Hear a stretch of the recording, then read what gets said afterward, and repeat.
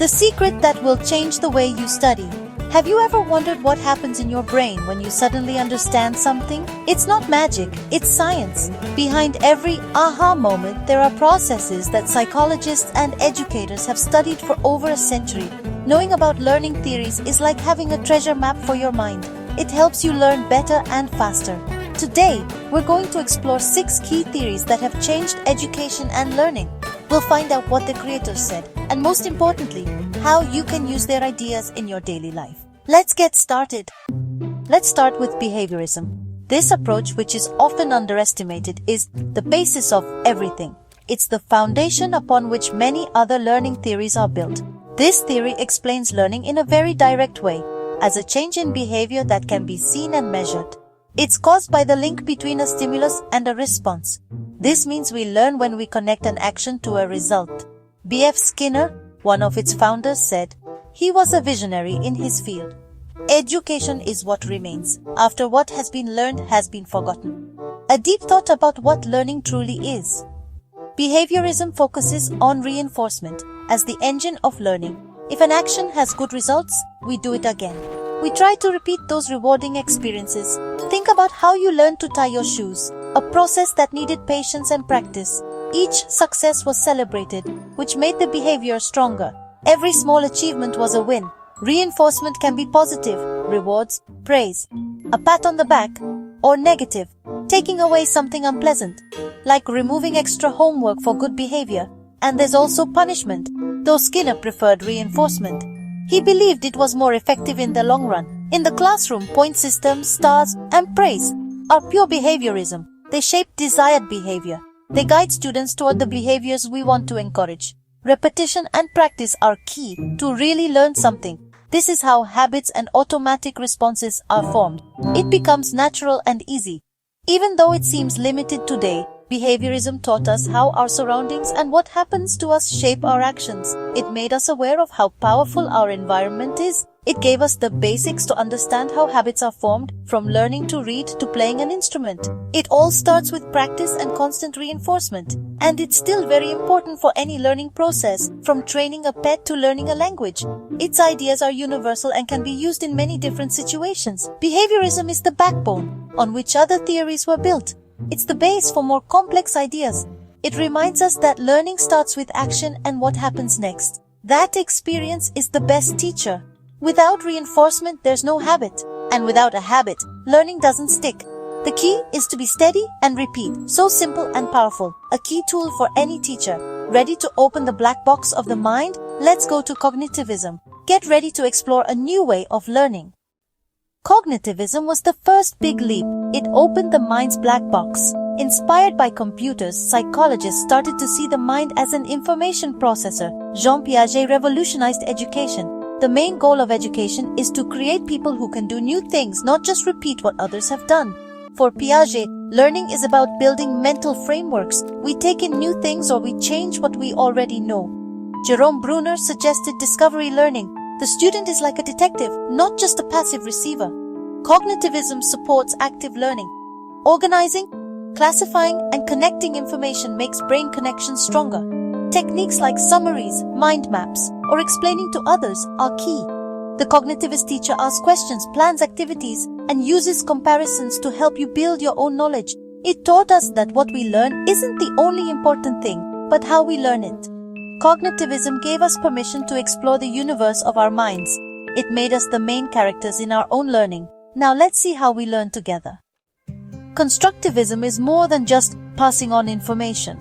It's a way of teaching that completely changes how we think about learning. Knowledge is built together, not just taken in. It's an active process where everyone brings their own ideas and experiences. By working with others and with culture, students shape their own understanding of the world.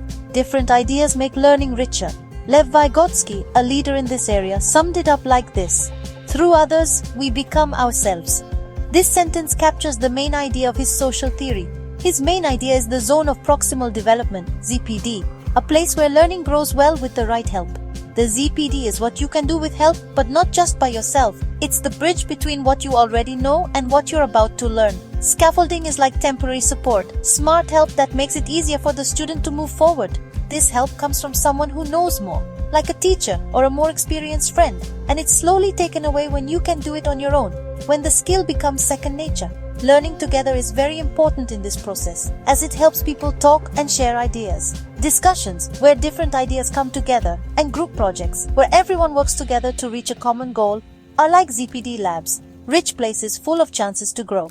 David Ausubel, another important thinker, talked about meaningful learning, where new knowledge needs to connect with what you already know, creating a web of understanding. If there's no connection, if information is given alone, you just memorize and forget quickly without truly understanding. A classroom that uses constructivism is active and full of talking, a place where people are encouraged to join in and think. The teacher is a guide, not a wise person on a stage, making it easier for students to discover things. Their job is to create rich and exciting learning experiences and real-world problems that connect with the student's life, so that students can build their understanding together, weaving a web of shared knowledge. Constructivism puts the student and the community at the center, recognizing how important the social setting is for learning. Learning is a social process, not a lonely one, where talking and working together are key. Talking and disagreeing about ideas leads to deep learning, challenging old thoughts and helping critical thinking grow. Knowledge is built, not just given, and students need to be active in this process. And culture is the stage where everything happens, shaping how we understand the world. This way, learning becomes meaningful and lasts a long time, leaving a strong mark on the student. What happens when we focus on the person, on their own needs and dreams? Let's move on to humanism, a way of thinking that values what makes each person special and their potential. 18. Humanism reminds us that we are whole people, complex beings with feelings, dreams, and hopes. We're not just brains hungry for facts, but people with hearts that feel and souls that want to grow. People like Abraham Maslow and Carl Rogers, with their deep research, put personal growth and becoming your best self at the heart of learning, challenging old ways of teaching.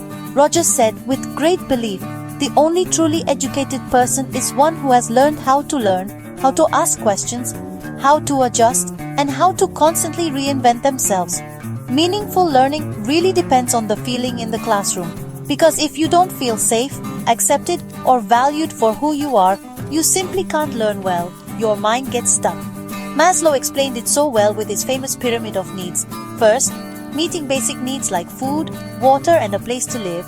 Then the need to belong to a group and build good self-esteem. And only then, when these needs are met, can you reach self-fulfillment and your full potential. A teacher with a humanist view tries hard to create a trusting, understanding, and respectful environment, where making a mistake isn't seen as a failure, but as a great chance to learn and grow. The main goal is for each person to discover and reach their full potential, and to develop the ability to be independent, responsible, and dedicated to their own learning. Freedom to choose is actively encouraged, as well as personal reflection and constant self-evaluation, which helps students become more independent and take charge of their own learning journey. The school plan, far from being strict and unbending, changes to fit the interests, needs, and learning styles of each student. A lot of focus is put on the learning process itself, and not just on getting a grade or a final result. Humanism teaches us a key lesson. For the mind to learn well and remember things, the heart must be calm, peaceful, and open. Education from this point of view becomes a rich garden where full, creative, caring, and community-minded people are grown. Basically, learning is much more than just gaining knowledge. It's about growing and blooming as a complete person. The sociocultural theory dives deep into Vygotsky learning, depends on culture and context. Language is the tool of all tools. We learn to think by talking with others. Each culture shapes how we think, remember, and solve problems. Learning is most effective when it happens in the real setting where it will be used. Communities of practice emerge. We learn by joining groups with shared interests. Mediation is key. We interact with the world using physical and mental tools like language or maps. Education passes on the cultural tools needed to think and act. A sociocultural approach values diversity and uses dialogue to drive learning. Activities should be connected to real life and the student's culture. The school is a bridge between the person and society. Learning is about becoming part of a community. Experiential learning brings together many ideas. Learning is living and reflecting. David Kolb summed it up. Learning is the process whereby knowledge is created through the transformation of experience. Kolb's cycle has 4 stages: concrete experience, reflection, coming up with ideas and trying them out.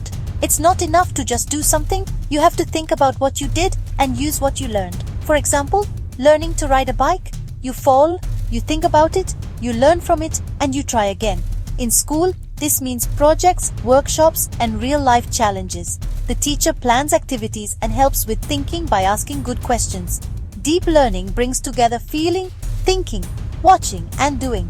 It gets us out of just sitting back and gets us to act with purpose. Every experience is a chance to grow if we think about it. Life is the best learning lab.